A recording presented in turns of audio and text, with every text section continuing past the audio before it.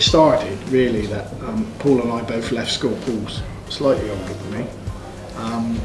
But we were both doing our apprenticeship with British Gas. We knew each other anyway, and it made a lot of sense to put Paul and myself together, although we tried to orchestrate it a little bit as well. And then we worked together for, I don't know, a good 3 years? Yeah, doing this work all over Cornwall, which was really good fun actually. We had a great time. Yeah. So, what was that, 87, 88? Yes. We made the leap of faith and went on our own, which was a bit scary at the time, wasn't it? Yeah. Seems you've just had a child, and me and my wife had a child about 2 weeks after we left. I always remember my dad saying to me, "Are you sure you're doing the right thing? You're giving up a really good job with a gas board to go on your own." Go and work with him. But what does he say now? Oh, he's incredibly proud of what we've done, isn't he? You know. Well. Interestingly, he went down to Dales and Falmouth to buy a van, and they said, "What collateral have you got? How much?" "Well, we haven't got nothing. We're just starting." "Well, no, you won't be able to have a van." So Paul's dad had to go guarantor for this van and sign up to say, like, if we don't pay for it, he would. And he did. Yeah. And we did pay for it? Yeah. Yeah. Pay for it for the rest of our lives. He probably did in more ways than one. How long did it take for things to start really moving forward for? It moved very quickly, really. It just seemed to be like we fell on our feet with it's it, just really. About timing sometimes, isn't it? You've been with us 8 8 years now. Yeah. You came from the accountancy company that did. we used. What was your inspiration to approach us? Well, there was a couple of factors. Firstly, we all got on. And then it was the opportunity to grow something. You're at a point there where you two didn't feel you could do any more. So in listening to you, I thought, well, maybe I could take up the challenge, and that was it. I have to say, it's been brilliant. It's been a brilliant journey.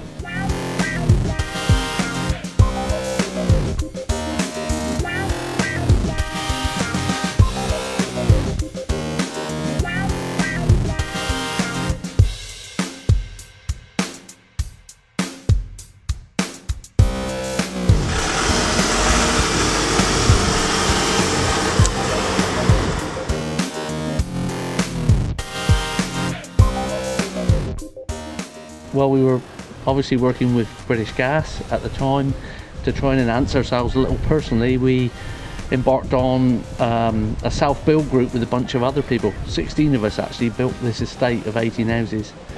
The interest rate at that particular time was quite high, 16%, and speed was of the essence, really, to get the whole project completed. It was a bit tough going early on because you're spending 30 hours free to the site every week. That was part of the deal, and then outside of that we had to try and build our business on top, so it was pretty long hours.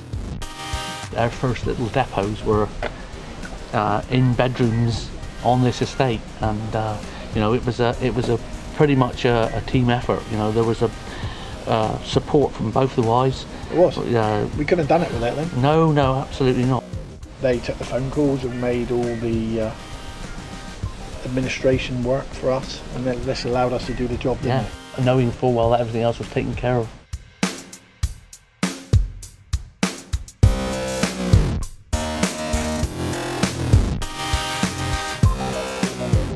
So this was stage 3, wasn't it? Yeah, we had Crosscourt to start with, Trigganiggy Industrial Estate, small unit there, and then we came here. And the next stage of our technical evolution was two-way radio, CB radio in every van. And a lot of us, Norman, self and I, we'd all come from the gas group. We used that a lot, so it was an easy transition for us. Norman spent a good 10 or 15 years with us before he's moved on, but he was a good ambassador. Only his radio always seemed to go faulty about 4 o'clock in the afternoon. Amazing, isn't it? Yeah. They're real technical about that. About the pub open, something happened. Amazing. So we've got obviously Waterside House here. I kind of met you at that time, and there was a talk about going through for the site where we are now. Yeah. So what prompted the change there? was that continual growth, Simon, again, wasn't it? The move to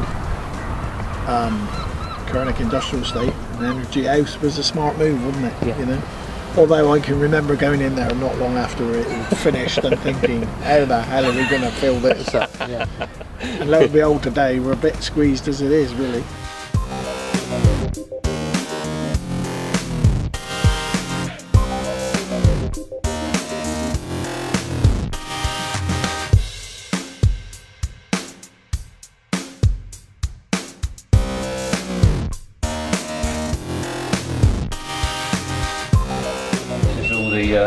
Support teams running here, answer the telephones. This is the real hub of Blue Flame, this bit. There's even more talent through this door. This is the finance team all hiding in here, and our HR manager around there. This is our operations team in here, all our ops managers. That's the Duchess, as she's known, of the company. Yes. That's Leslie. She's in charge of everything. She's the boss. Vaughan's the company comedian. There's Poppy, look. Hello. Take you off to show you where all the technical stuff happens. There's about £500,000 worth of stuff in here. Wow. Which is all the boilers and the electrical systems and everything ticking over.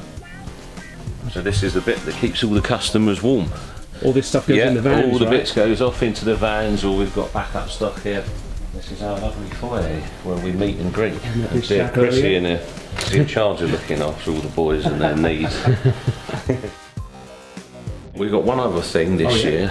Our charity of the year is Children's Hospice Southwest. So what we're trying to do over the course of our 30th anniversary is to raise £5,000. And where we are already, we're just short of 1,500 with some of the stuff we do. We've got a race night coming on, which I hope loads of people are going to take part in. So we reckon we'll be over, by the time we've done that, we'll be over halfway, and we've got some other events, so we're trying to raise some money for them. So that's all part of our we do philosophy, we do charity.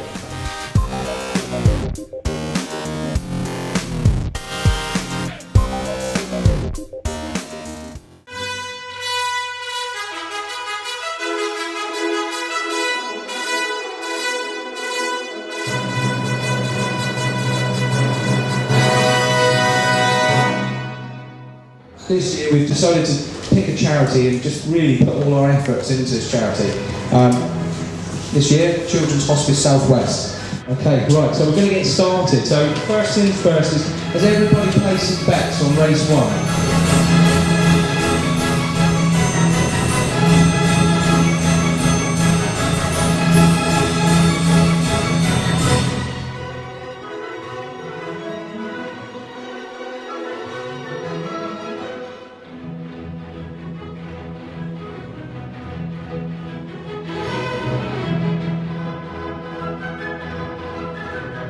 Just see the jockey coming out of KFC.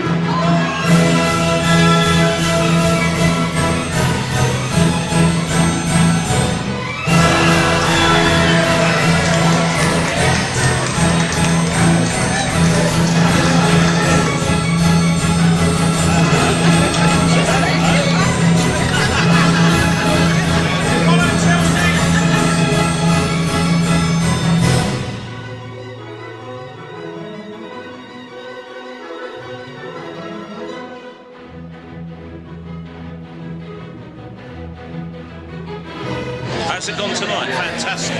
We're probably on target to make well over £1,000 tonight, which for the charity is fantastic. So all these brilliant people who have come along and supported it, it's amazing.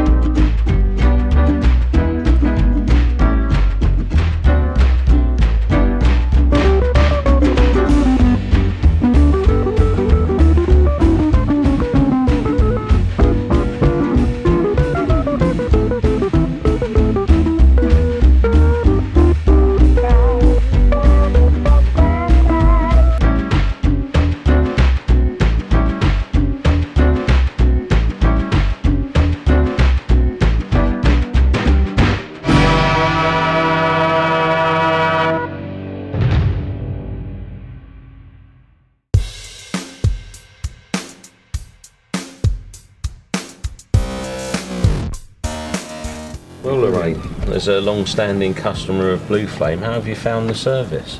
Excellent. Spot on they've been. So what bits do you like about it? What bits do you really... I like the men. You like the men? Oh, I say. At one time we knew everybody's name because there was only a few of you. Yeah, there's quite a few in there now, isn't there? Yeah. That's always good. I mean, I remember Mark. Yeah. And Paul. Yeah, absolutely. And Norman. How is Norman? Is he He's- around still? Yeah, he's still about. Absolutely. Oh. But he said he can't do your boiler next year because he wants to retire. Is that all right, is it? Well, that's fabulous. Thanks, Lorraine, for that. That's all right, dear. And it's nice to know we've got some happy customers out there. Yeah. Did any of you want a cup of tea? Oh, sorry, that Cup of shouldn't be tea. on there. Sheila's been very, very busy. She's been cooking for the week, I think, trying to prepare a little bit of a spread for us. Yeah, all of our customers do this for us, but not as well as this one. I'm sat here today with Sheila Curnow. Sheila was one of our very, very first customers. Probably changed her boiler from solid fuel to gas in the first 6 months of us starting the business. I was really afraid of gas. I thought it was like the old gas, it could blow up any time. So I didn't want it. But my brother said to me, you ought to have it. He said, because I got two really smashing boys up here that I know that'll do it for you. When we came over, I remember he was good as gold because we were running on the hoof, lots of work going on, really busy, didn't have time to prepare a packed lunch or anything. And every day, it'd be like the dinner bell ringing, and out there would be a little cooked dinner for us.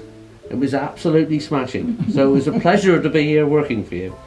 Oh, that's good. I Yeah. mean, if I can say a bit more, can I? You can say that, I would say, yeah. We dished up the soup, and we had knife and fork there for eat the beef and potato after. And Mark said, I give him a spoon after. He said, whoa, I was getting worried. He said that I thought I'd never eat this soup with knife and fork. But we really got on well. They've been marvellous to me. All I got to do was just speak in their ear.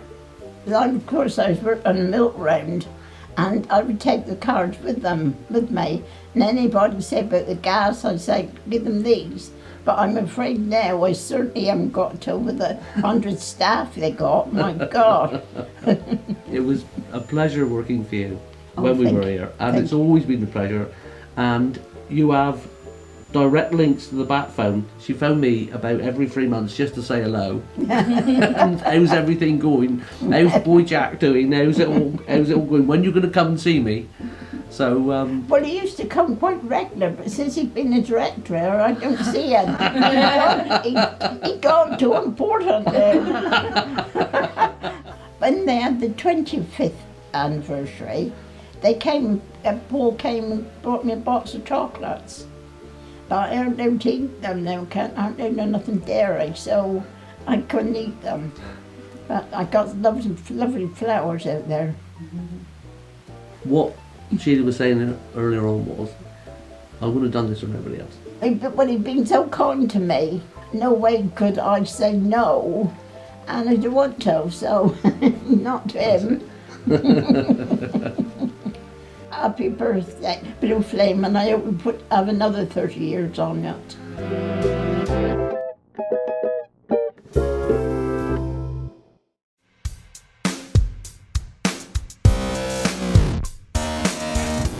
So I'm Mark England, I'm the Head of Technical Services for Coastline Housing, so I'm responsible for delivery of all the maintenance and maintaining all of our homes. I'm Ralph Rotalla, I'm the Energy Efficiency Project Manager, so my role involves improving the energy efficiency of our customers' homes and essentially reducing their running costs.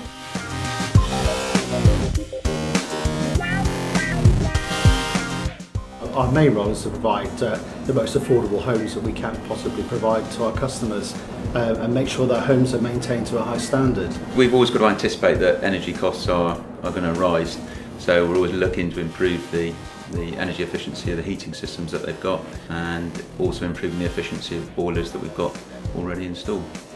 We've made a corporate commitment that we will seek to make every home that we own to have heating costs of less than £600 a year, and that's a really important statement, I think, by the business.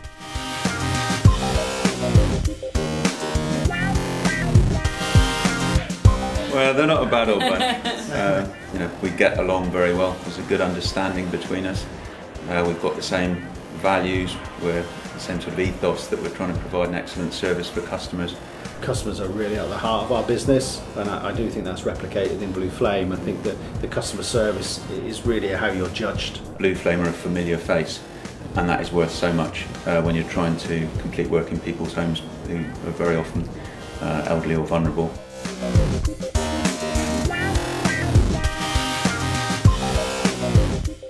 I recall the first project I ran at Matila Close where we installed air source heat pumps.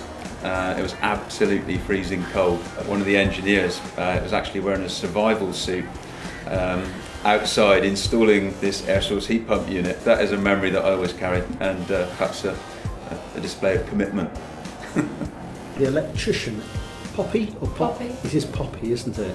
A very recent case where an extremely vulnerable customer with a lot of sort of social issues and a really difficult sort of whole circumstance, and Poppy was the electrician involved. Did a fantastic job, really customer focused, understood the vulnerabilities, understood exactly how to get the job done.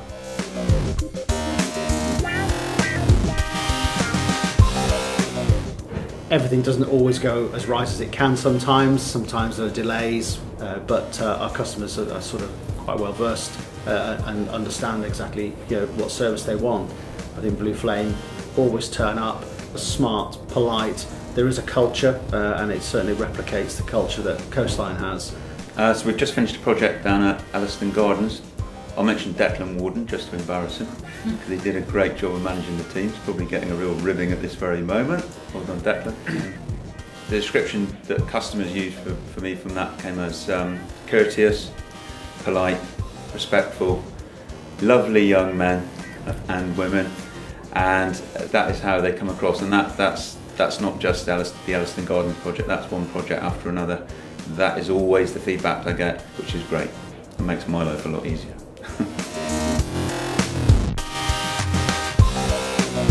I certainly think that the future's very bright for Blue Flame and for Coastline Housing. It's great from my point of view to have that continuity, and I enjoy working with everybody at Blue Flame, and I know there's some great people in place to take it on another 30 years and beyond.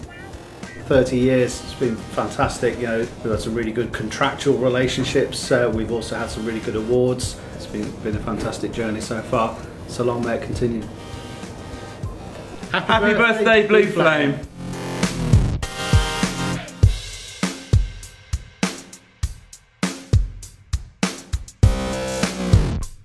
Right guys, well this afternoon we've been talking about you wonderful foursome on our journeys around the place, so I thought we'd give you the opportunity to have a little chat about stuff. So we've got a question for you, Dan. Okay. Do you remember your mode of transport for your interview? Absolutely, skateboard. Yeah. And how did you feel when you got the job? Pretty good. Yeah, Did you? yeah, I was quite excited. Yeah. Did you go faster home than you came down? It probably did, yeah. Les, you joined the business down at Waterside House. I did. What's your memories of those halcyon days? It was chilly. It was chilly. Windows didn't fit. The washing up bowl was very heavy to carry up to the next floor. Was it? I don't recall you ever having to pick up the washing up bowl because it was always the apprentices like me and... No, I remember many trips to that dishwashing section. Me and Tina used to do it regularly. Mark interviewed me. Did he? Yeah. But I don't know how I got the job, because the following morning, because I worked in Waterside House, the following morning I just got into work and my phone went, and I thought it was one of my kids had forgotten kit or something, and I went, "What do you want?" And it was Val. And she said, "Well, I'd like to offer you the job." And I went, "Oh, that would be lovely." You went to the telephone mode? Yeah, I did. What do you remember down from your Waterside House days? Definitely doing a lot of washing up. Yeah. Mark's dad, Colin, kind of winding him up quite a lot. Yeah. and make him quite angry. You did? Yeah, well, we all did. Out of choice? I think I put drawing pins on his chair once and got I think he threw something at me. Yeah. Magnificent. And somebody inked the phone. Yeah. So that he went around for the day. Yeah, with a black Poor Colin. Who did that? Is anyone going to own up to it? That was you then. Well, we used to get up to a bit of mischief. I remember his glasses being set in jelly once. Yes. That was good. And so when you joined the company, did you think that you'd be here 29 years and a day? No.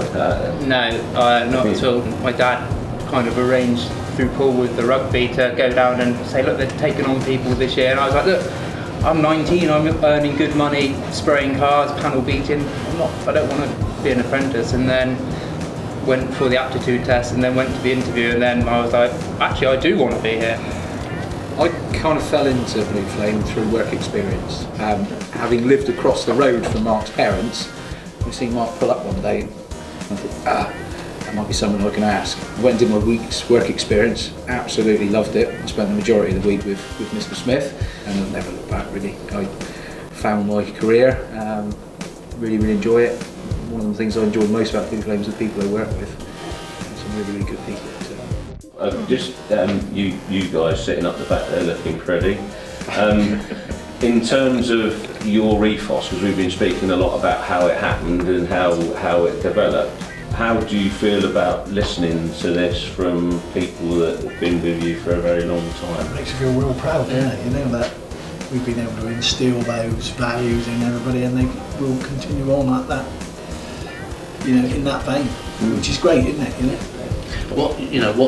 What we're getting, the message we're getting is the platform of mentoring throughout, from top right down to bottom, is a key strategy for us to improve.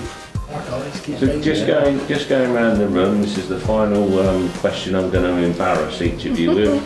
What piece of advice would you give to people who work for Blue Flame? One nugget of wisdom from you. Personal development within the business is hugely achievable in whatever area you want to work. Yeah. And Les, what would you... Interested. Keep interested. Matt, nugget from you? Communicate. Come and speak to us and we'll listen. Well, failure is not a negative thing, it's an opportunity for learning. Absolutely. Mistake isn't negative. Don't ring me on a Friday night between I would say, don't think that effort isn't noticed. I think sometimes we just drive on and think, look, they don't know what I'm doing. And the one thing for me would be, if you think that you're not valued, that's your opinion of yourself, not the opinion of people that work with you. Absolutely. Yeah, absolutely. So, having thrown you in the hot seat, wave to the camera and say hello to all your colleagues and stuff in there.